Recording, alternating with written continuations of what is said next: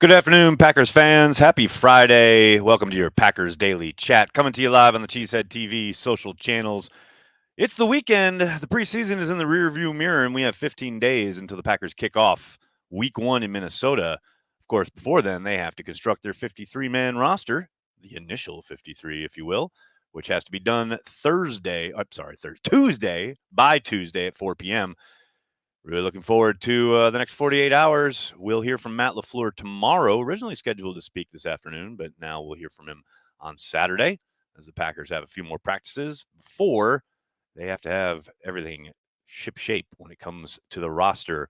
Hello to everybody in the comments section. So good to see so many regulars. Big B is here. Of course, Big B is here. First, I want to give a shout out to our good friends over at Ticket King. That's right, Ticket King. Been based in Wisconsin since 1992 and are staffed with experienced, friendly, and knowledgeable folks that can help you with anything Packers ticket related. They also partner with local Green Bay businesses for tailgates and bus transportation to the games. They are open on game day for last-minute tickets, upgrades, and they even have a drive-through window. You can utilize the Cheesehead TV app. Just go to the schedule. You'll find buy ticket links each and every game, home and away, taking you to Ticket King. Make sure you check them out if you're looking catch the Packers this season. Speaking about catching the Packers and hanging out with Packers fans, you want to join the Carry the G Club. That's right, we're kicking off the 2022 season with a brand new way for Packers fans worldwide to hang out with us here at Cheesehead TV. It's the Carry the G Club. Members get custom loyalty badges showing how long you've been a club member attached to your name in all of our live streams and YouTube comments, special Cheesehead TV emojis featuring Corey and myself, and access to our weekly virtual happy hour to come hang out and talk Packers all year long. Joining the Carry the G Club is as easy as tapping that join button you see on YouTube. And if you're on the desktop version, it's a little tough to find on mobile. Make sure you get on the desktop and hit join the Carry the G Club. Hello to everybody in the comments section. I got an early super chat here today. Don't want to miss it, from Ryan, who I think I took to task yesterday. Hey, Nagler, all I'm saying is that I don't believe Love is a potential starting quarterback. I suffered through the 70s and 80s, hating when the Packers signed washed-up Bear quarterbacks. I'm with you on that last part, buddy. And I also suffered through the 70s and 80s, and I'm here to tell you Jordan Love is exponentially better than the Randy Wrights of the world. This is why it is so bewildering to me that Packers fans are so ready to move on from this kid who continues to get better and has all the physical traits you could ever ask for in an NFL quarterback. Is he going to be Aaron Rodgers? No. Nobody is. But nobody expects him to be. At least nobody of sane mind and body. I understand he's not what you're used to, and he's not what we've gotten used to in the last 30 years. But he's on a trajectory to be a pretty damn good starting quarterback. That's what it looks like right now. And that's all I'm saying. What else we got here, folks? What else we got? We got lots of people here. Holy cow. Ed, thanks for the super chat. I know from pre-wind tunnel skydiving days that the only way to learn to relax and slow down in a high-speed situation is to do it over and over. How many games has Love played? Not a lot. Half of a preseason game here, half of a preseason game there. A lot of the preseason game last night, a couple preseason games last year, one start in Kansas City. Not a ton. But this is 100% the point. At some point, as a young quarterback, you need to start playing. And sitting behind Aaron Rodgers, especially if Rodgers is around for a couple more years, Jordan Love ain't going to play in Green Bay.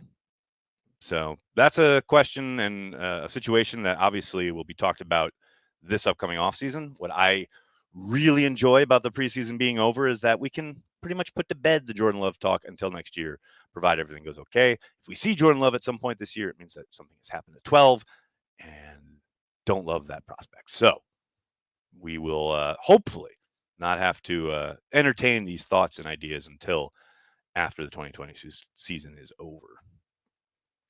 Preseason is so awful, Sideline Report. I feel you. I mean, I love it just as a guy who loves football and love watching young guys try to compete and get better. They're putting tape out there, not just for the Packers, but for all 31 other teams. I think you saw some really nice stuff there last night. If you focused on a couple of different guys, I mean, obviously there's real easy things that you can look at, like Quay Walker flying around the field. That gets you excited as a Packers fan. But I'd say Rasheed Walker was a pleasant surprise last night. I thought he played pretty damn well. Jack Heflin, I thought, had a nice game, even outside the obvious fourth down play that everyone really obviously got pumped up for. But yeah, I think there's some individual efforts that you can focus on. And that's, to me, that's what I love about it. But you're right. I'm 100% ready for regular season football. Of that, there is no doubt. What else we got here, folks? Oh, God, help our special teams. Nate, at some point, you got to just put it in the Almighty's hands. I understand. I mean, I just talked about this on the radio. To me, it's like Bisaccia has been dealing with a lot of kind of moving pieces, right? Moving parts up to this point. The one hope I'm kind of glomming onto now for the next 15 days is that once they have the 53 set and he is allowed to have his core group of guys, which will include a few starters, and he's able to mold them, things should get better. They should get better, people. But throwing up a prayer or two probably wouldn't hurt either. Absolutely. He's missed you, my guy. What's up, Tulio? Good to see you. Good afternoon. Good afternoon, DJ. What one recommendation do you have for someone visiting New York for the first time? Wow, Jake, it's a big proposition. Well, if you're a Packers fan, you got to visit Kettle of Fish. Although not quite sure the bar's open yet. They do service outside. They had a fire in the building and they've been dealing with water damage, but that was a couple weeks ago. So hopefully they're up and running now.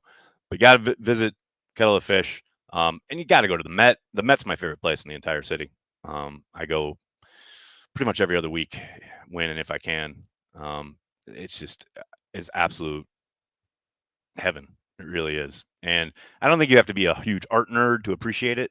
It's just such a great vibe. And the display, everything on display, especially the permanent collection, is just amazing. So always got to give a shout out to the Met. And then I would say if you are feeling adventurous and you want to venture outside Manhattan, come on out to Queens and do two things. Visit the Museum of the Moving Image here in Astoria.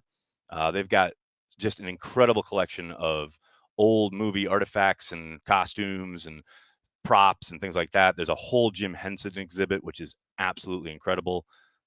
There's some of the original models from Star Wars and Blade Runner. It's very, very cool. And they have like really old school, like movie projectors and sound editing equipment. And they have a booth where you can do your own Foley work. And they have a makeup version of a television truck for a Mets game that you can hear the director calling shots and see how this thing's kind of switch. It's just full of like really cool, anything having to do with motion pictures, moving pictures at all. It is very, very cool. Highly recommended. It's not a thing that most people think about when they come to New York City because, like I said, it's in Astoria. It's not on the beaten path. The other thing you got to do is if you are in Manhattan and if you're going to be here for a couple days, I would highly recommend going down to the 9/11 Memorial. It's a bit somber, obviously, but incredibly important New York landmark at this point. When was the last time you read When Pride Still Mattered? Brett, about 2 months ago. I read it every offseason, 1,000%.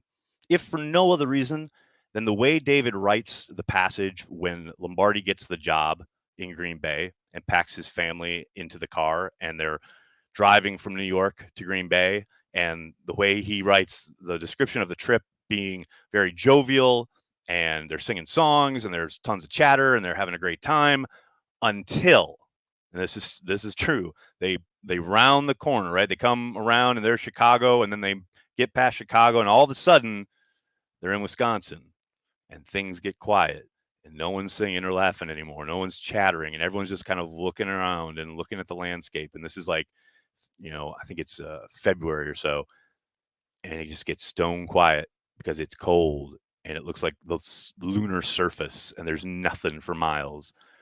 And the whole family is like, where the hell are we moving? It's great. It's just great. It's so well done. That passage is one of my favorites. The entire book is amazing. Like I said, I read it legit every single offseason. I love it. Go Pack Go from Maryland. What's up, Lee? Go Pack Go from New York City. Hope you're doing well. Badger Trio, thanks for the super chat. Do you think we will see any surprise cuts? I don't. I mean, it all depends on what you're expecting, right? It's going to be a surprise to you if you were expecting someone to make it and they don't. That's the definition, right? Are there going to be any shocks? No, I don't think so. Could they? Well, it would be very surprising to me if they say cut Winfrey and kept Torrey. That would be a surprise to me. I don't think that's going to happen, but it could. But those are the kind of things like, you're talking about your seventh wide receiver at that point. It's just not earth shattering. Like, whatever happens, they're not making a move that is going to be the difference between winning or losing a Super Bowl, essentially. I know it feels like it right now because we're all starved for football, but it's going to be all right.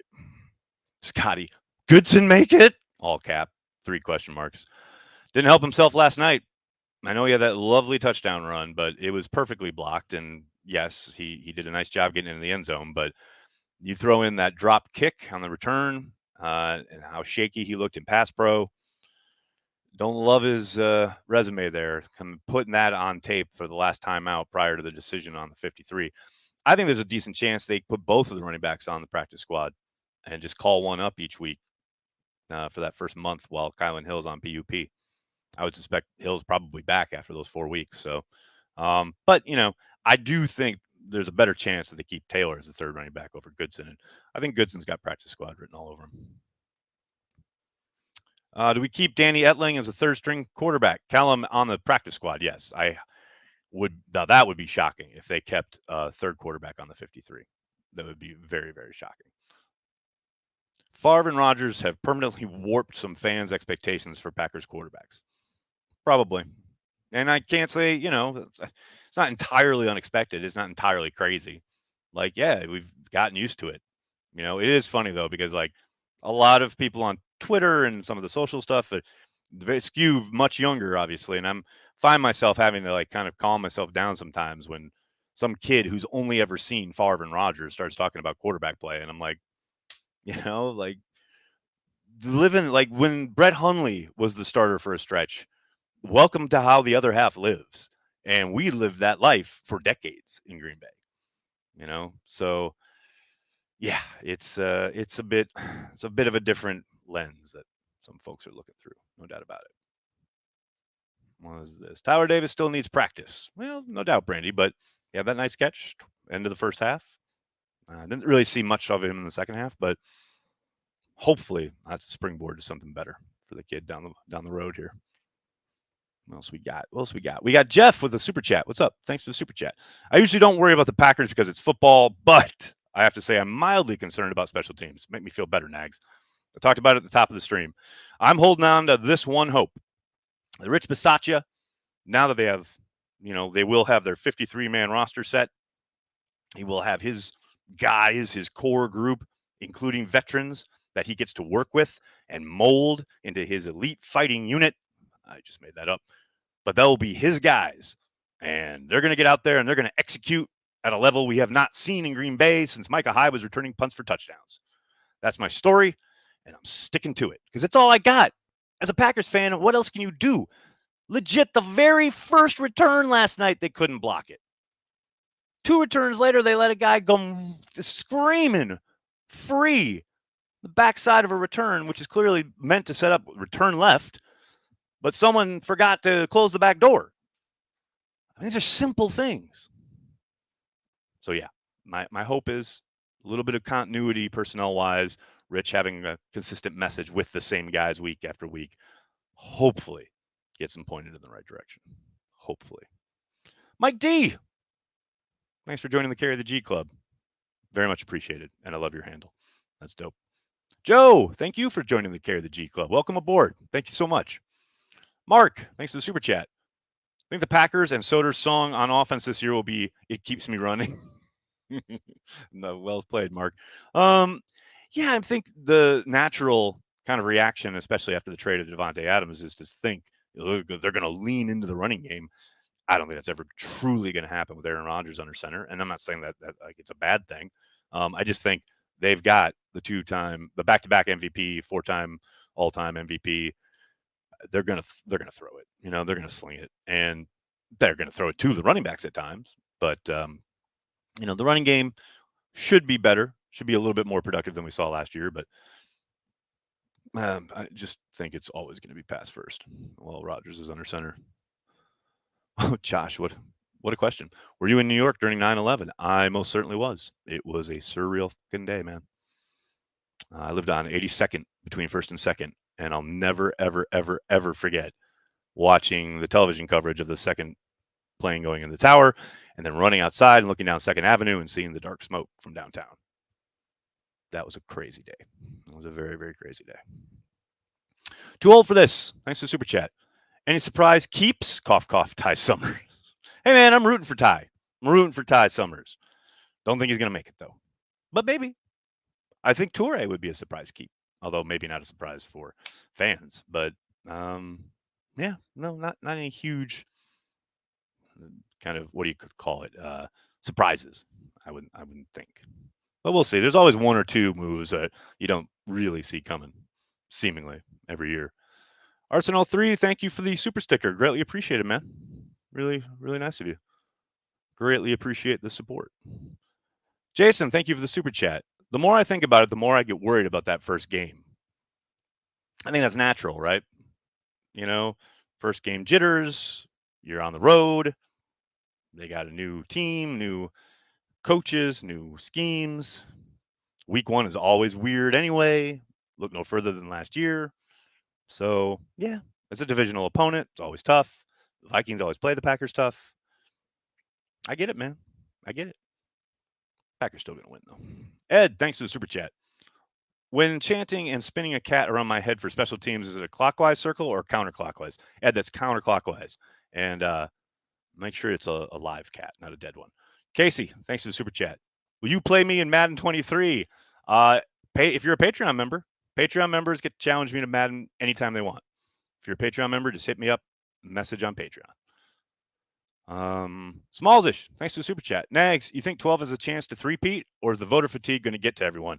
I think the latter part is very real, but I will say this.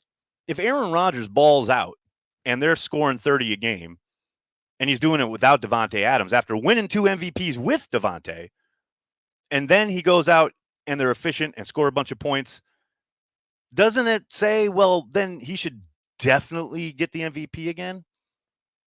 If he, did it with the best wide receiver in the league, and then you take that away and he does it again, I think you kind of have to, right? But as you say, I do think there'll be some voter fatigue there. Although, Favre won it 3 times in a row, although that third time he did split it with Barry Sanders. But there were enough people who believed, yep, that's the best player in the league or the most valuable player in the league to vote for him to get that tie. So I think it's possible. Definitely possible. No question about it. How do you watch these Madden games? Brandy? The games against Patreon members, I don't stream. I've done it once, and neither participant really enjoyed that experience. So I just play Madden now on the Twitch channel, both against the computer and random strangers. But the Patreon games are just between me and the Patreon member. Overshadow, unless they specifically request they want it streamed. I have had that happen one other time. Overshadow, thanks for the super chat. Any chance to keep 7 wide receivers on the 53? I think there's a slim chance. Slim to none, and Slim just left town. No. There's a small chance. I think it's a very small chance, but there's a small chance. As Han Solo said, never tell me the odds. Amari Rodgers breakout 2022 season. I think he's got the possibility, especially if they utilize him out of the backfield like they were yesterday. Kind of a way to get the ball in his hand, get him in space. I love that idea. He certainly has kind of improved throughout the summer. That first couple of weeks of camp, people were saying, they're not utilizing him a lot, not catching a lot of balls, etc. These last couple of weeks, though, he's really come to the play. And I think he's played really well. So, hopefully. Aaron Rodgers is going to win his 3rd MVP and win the Super Bowl MVP this year. Jason's on it, baby. Abernathy makes the team. Rob, I think he's got a chance. It's crazy to think about the fact that they just picked him up, 12 days ago or something? And, yeah, he's really come in and shown him something. There's no doubt about it. Physical, decisive. There's a lot to like there. I think he's got a shot. No question about it. I mean, obviously the injuries at the position help him. You do wonder about the legs, having gone through the USFL season. See how he handles that. But yeah, I really like what we've seen there so far. I think he's definitely got a shot. No doubt about it. All right, everybody, I'm going to have to get going. Can't thank you enough for hanging out, talking Packers each and every day, Monday through Friday, right here on the Cheesehead TV social channels. Please do me a monster favor and hit like on the video, subscribe to the channel, and then tell your friends and tell your family Cheesehead TV, we are devoted to Green Bay Packers fans worldwide. Thanks a lot, everybody. I'll talk to you on Monday. Have a great weekend. Go Pack Go.